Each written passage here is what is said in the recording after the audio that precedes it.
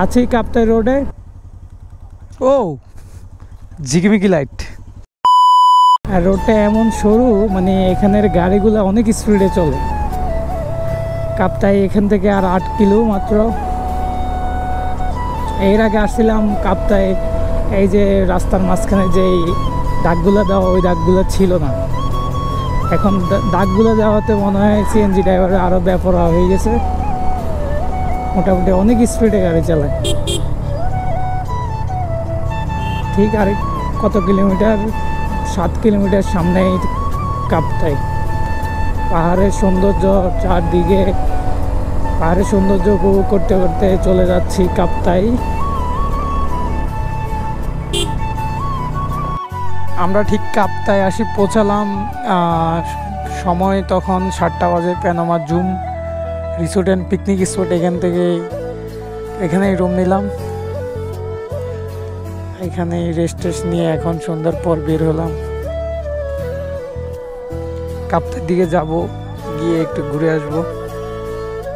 বাইকগুলো আমাদের এখানে রাত্রে হয়তো ভিতরে পার্কিং করে রাখবো। রাতের বেলা কাপ্তাই রোডে আছি আমরা, বাইক রাইডে বের হচ্ছি। ঠিক ডান পাশে যে রিসোর্টটি দেখতেছেন, এটা হলো নিসর্গ পট হাউস। এখানে আমরা থাকার কথা ছিল, কিন্তু আনফর্চুনেটলি আগে বুকিং করতে হয়। কিন্তু আমাদের বুকিং কথা বলছি, বাট এখানে প্রচুর পরিমাণ লোক সংখ্যা থাকার কারণে মানে বুকিং দেয়নি তারা। রাতের বেলা কটেজের দৃশ্য, প্যানোরামা জুম রিসোর্টের দৃশ্য রাতের বেলা। নির্দিষ্ট স্থানে ময়লা ফেলুন। নিচে আরও অনেক বসার স্পেস আছে, কিন্তু নিচে যাওয়া হয়নি এখনো। এই যে এই রুমটাই বেনাস কটেজ, এই রুমটাই আমরা আছি। ওইদিকে যাচ্ছি একটু দোল খাওয়ার জন্য।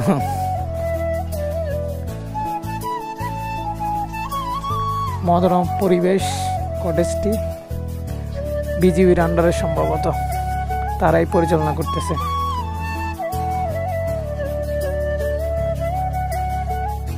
এটা হলো সাংস্কৃতিক মঞ্চ। কোনো পিকনিক আসলে আর কি, বা পিকনিক কোনো স্কুল কলেজ থেকে আসলে এখানে তারা অনুষ্ঠান করে। ও এটা বাচ্চাদের খেলনা, দেখি আমি একটু, ওই না এটা আমার দ্বারা সম্ভব না। ঠিক আছে, আরো জোরে দাও, সিঁড়ি ফেলো এটা।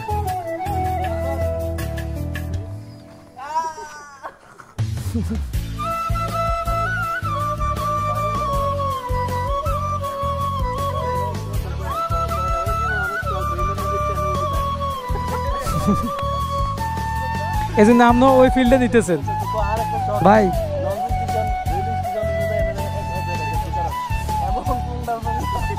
না ভাই, আমারও এরকম একটা শখ, মানবেতর জীবনযাপন করার আর কি, আমারও শখ।